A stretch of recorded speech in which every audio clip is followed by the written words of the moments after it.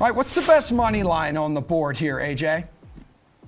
Well, I think you have to look at the Golden Knights for plus 125. They're really the only underdog that I kind of like taking a look at in this one, going up against the Stars. Yeah, Vegas is dinged up. No Stone, Pacioretty. There's question marks about Janmark, Nolan, Patrick, Martinez.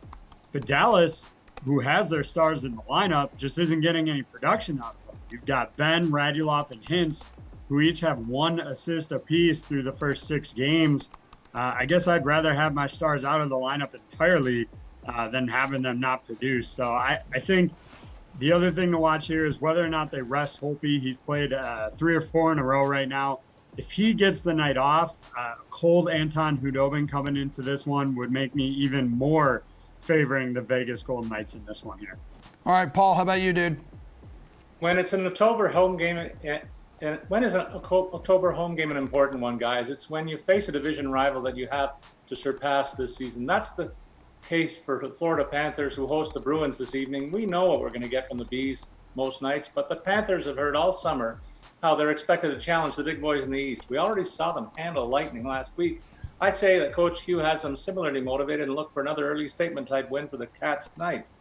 The ugly game of the night has 2 slumping clubs getting together in Chicago as the Hawks host the Leafs. At least the Hawks can point to some injuries and COVID issues to partly explain their brutal start. On the other hand, I have no explanation for what's going on with the Maple Leafs.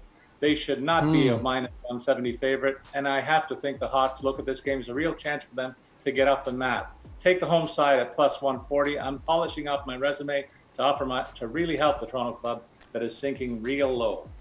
All right, that'll be great to have a member of the front office there in Toronto joining us on this show every morning, because this is much more important. Jeff, favorite money line on the 5-game slate?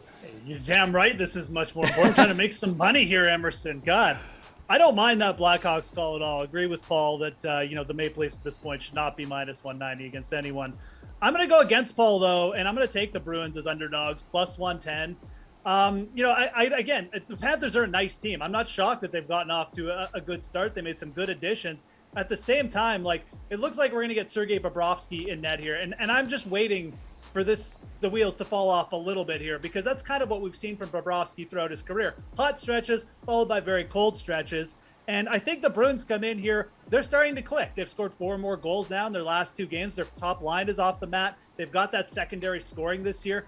I see these teams as pretty close. And I think when you're getting, Boston as the underdog spot here, everybody's on Florida. They haven't lost yet. Florida also didn't look so good in their last game against Arizona. They almost blew that one.